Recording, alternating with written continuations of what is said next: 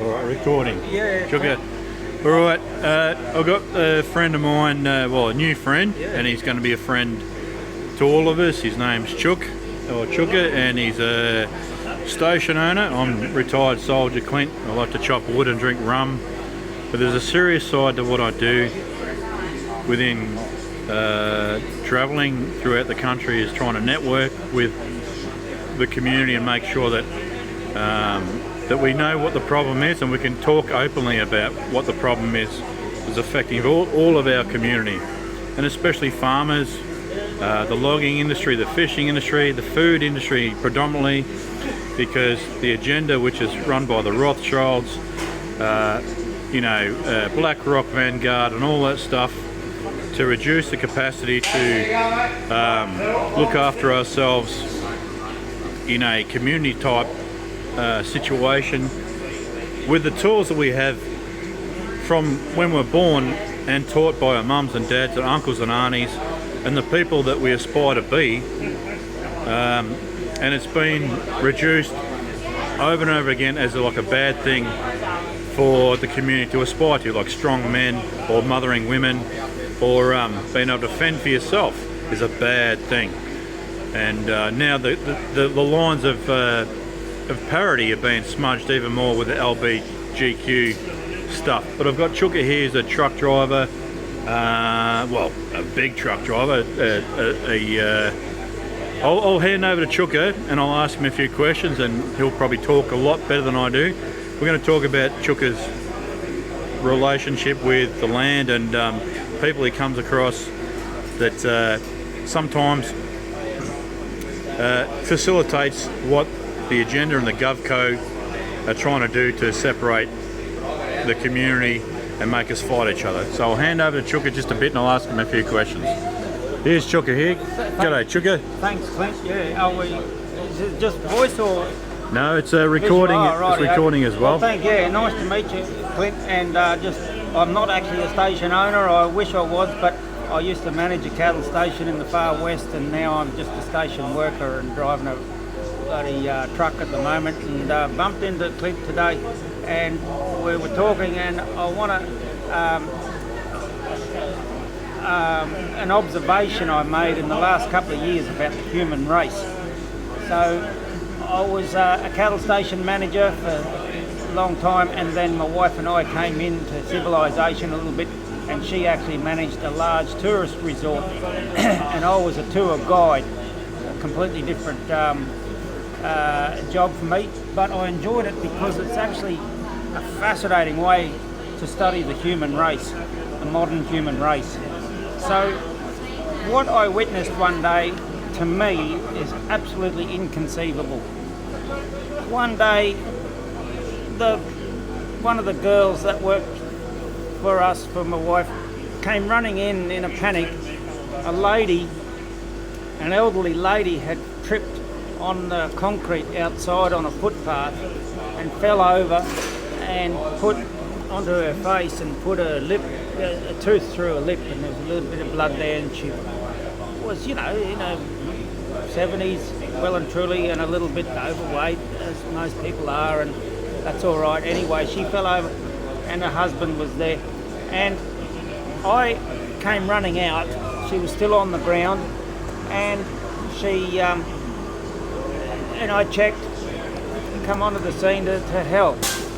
Now, so this is the scene. Now, normally you would think, what's the most important thing for the husband? He was standing there over the top of her, and he saw me coming. He could recognise that I was someone who could help or was in charge of the situation or whatever. Now, normally a loved one, whether it's a pet or a horse or your wife or a mate, in danger or gets injured, your natural reaction, normally any animal, human, is to care and help the injured. Yeah, the vital signs, and make sure they're not bleeding too much, and pressure and help. Yeah, and make sure they're breathing okay. Yeah. Which is what I came running out to do. Yeah. Now here's the kicker. That absolutely blows my mind. his first words to me. Now, you won't believe this, but it's what happened. His first words to me was to square up to me, point the finger at me and said, I can sue you for this because there was a fresh patch of concrete footpath and there wasn't a yellow paint on the footpath. And he was not concerned about his wife. His initial automatic reaction was to see who he could blame and benefit from his wife's misfortune and her clumsiness and old age, and you know, she wasn't great on her feet, which is fine. Now, I don't think there's an animal on this planet that you could train to do that. You're a man after my own heart, Chooka, I tell you what. And we might have popped out of the same egg, I reckon. The only species on this planet to be able to do something like that is the human, and we're supposed to be the smart ones. Now you might think, oh well, he was just using his wife to gain money, and he was just a user, you know, and he could see an opportunity to make some money out of his wife, and he doesn't really love her at all. Well, that argument doesn't stand true, because later on that afternoon, there was a restaurant on the village, and I saw them walking hand in hand, lovingly, sit down for a lovely dinner that night. Now, he clearly loved his wife, but his natural reaction to wipe away his natural instincts, to see who he could blame, and see how he could benefit from his own wife's demise. Misfortune. Clumsiness, we all will get if we live long enough. And I find that absolutely disgusting for the human race. It's amazing. It's terrible. So that's one of the things I observed, and it struck me straight away. And how did we meet today, Chooka? How did you come into the bar after? So, just to reflect, because we're here at Belliando Crossing, and I came through. I stop here regularly when I'm trucking, and I've got a coffee, and I saw this newspaper, and it had an article on it that I haven't read yet about this electronic ID and all this control and how we must oppose it. And a few things just grabbed my eye, and I pulled up. I forgot to grab it the other day, and I pulled up today. I wanted a coffee, and I grabbed it, and the young girl said, well, the bloke who distributes this is sitting over here. So I quickly come round. I was loaded with cattle, and they were bellowing and bawling, but I quickly come in and had a quick yarn. Thank you very much, bloody awesome. Thanks, Aaron. Hey, Aaron. Sorry, retired soldier, Aaron. He's awake too, and his brain works very, very well. Well done. Plenty happening. So it's the first newspaper I've picked up in 3 years. I have not watched news, mainstream news rather, for 3 years. I reckon if you want to watch the news, you might as well watch Home and Away or read a Milton. I'm hearing you. The public, the mainstream news is not news. It's a propaganda machine. Exactly. And it's everything has a motive behind it. That's right. And the motive is dictated by some of these ones that you mentioned before, the Rockefellers. My wife's just rang. I'll call her back in a minute. All right. My wife's, I believe, is dictated by the wealthy 0.001% of the planet, or even less. And we have to stand up as men, as a community. Well, men and women, as people, as a human race. With our own brain and our own logic. And that's what this is logic. Some of this stuff you see on the news, talk about Ukraine or COVID or anything, you just join a few dots. And you think, no, this is not logic. No. This is not right. Critical thinking is about survival of the animal species of your tribe, you know. And if there's a danger, you know, like Chook, I think if there's a danger in your environment, your immediate environment, you say, hang on a minute, I've got to add this up. It doesn't add up. So another thing that I want to quickly mention on a geopolitical level that's been in the news recently, we all hate Ukraine and we all hate Putin and we all hate the Arabs. Apparently, yeah. Yeah, apparently we're all conditioned by that bloody screen up there to hate Putin. I see it, I hear it every day. Oh, Putin, he's you can see it in his eye. You know, this sort of talk. You know, you can see what in his eye. Anyway, so the main gas line to narcissistic behaviour, has been bombed, and Putin's an arsehole. Yeah, the gas line to his own country. From his own country. Oh, to Europe. Yeah. The most lucrative thing, I presume, that Russia's got has been bombed, and Putin's an arsehole. Yeah. Hang on, and now America is supplying gas at 4 times the price to Europe. Now, there's just no logic there. No. Why would you bomb your own income? Exactly. So, and people can't see that. No. People can't see it. And it's actually too simple to if you came up with that plan and said, let's put it on the news and make people believe that Putin bombed his own, cut his own throat, basically. People can say, oh, people are not going to buy that. No, but they have.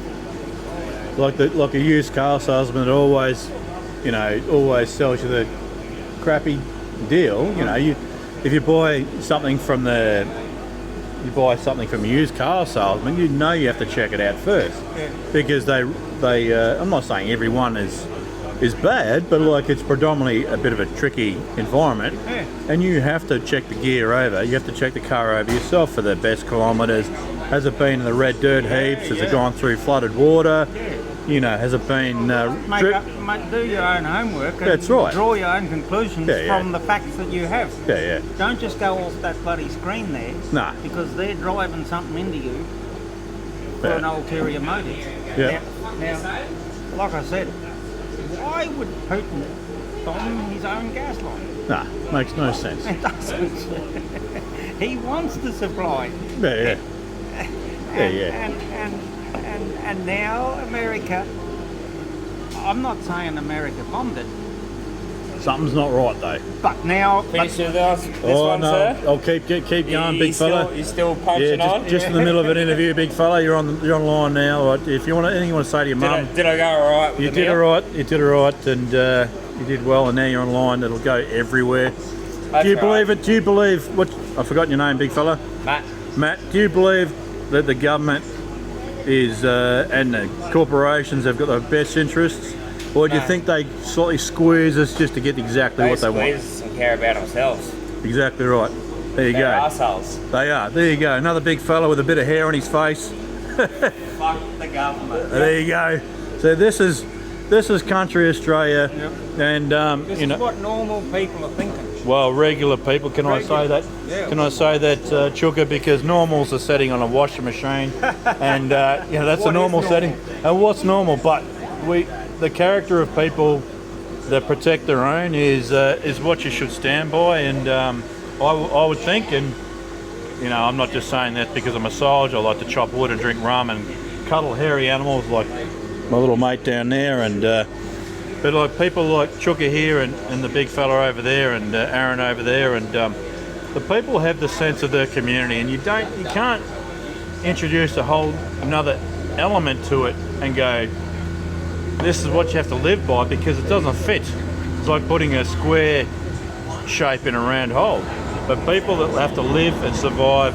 Well, while we're going, Clint.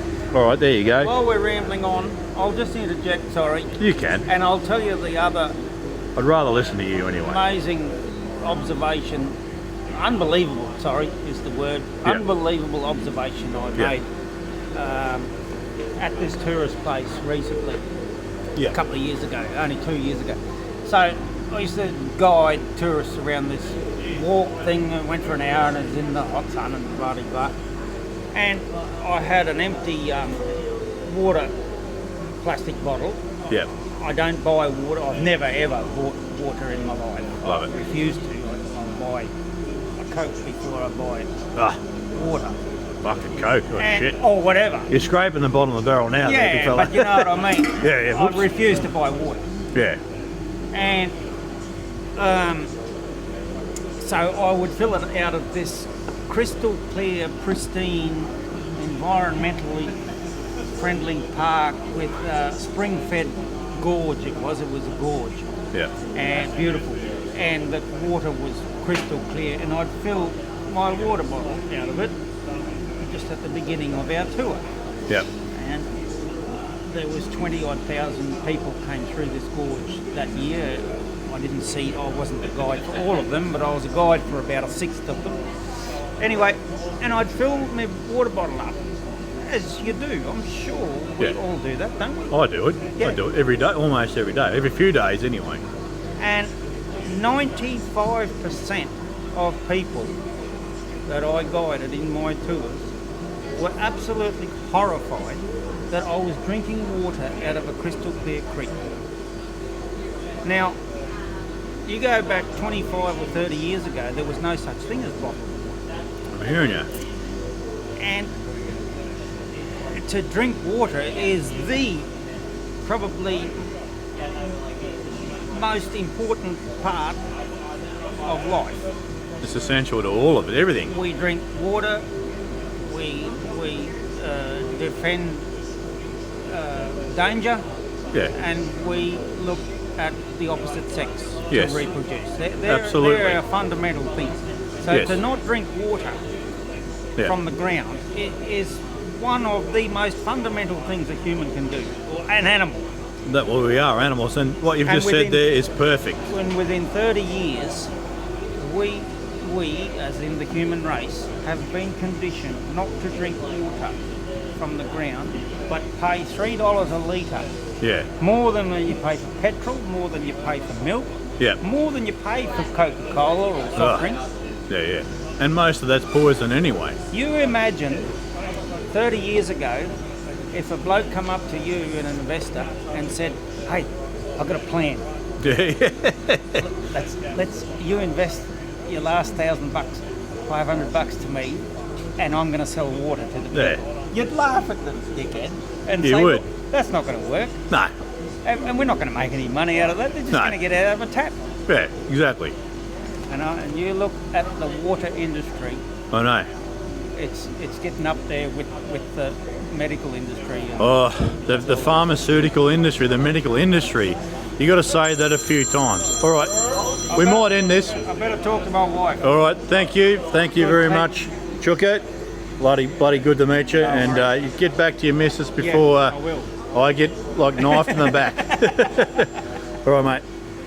Oh, there you go. So, like country Australia, like I've tried to say, it's not lost, and this is something I hear and I experience everywhere I go within country Australia.